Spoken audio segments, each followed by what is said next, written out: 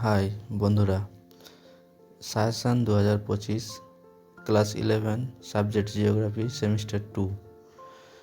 এখানে কিছু কোশ্চেন দেওয়া আছে 35 মার্কের।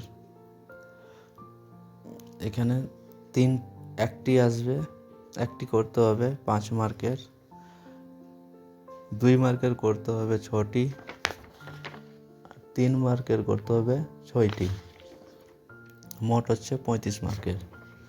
এই প্রশ্নগুলা দেওয়া হয়েছে সাজেশন আকারে।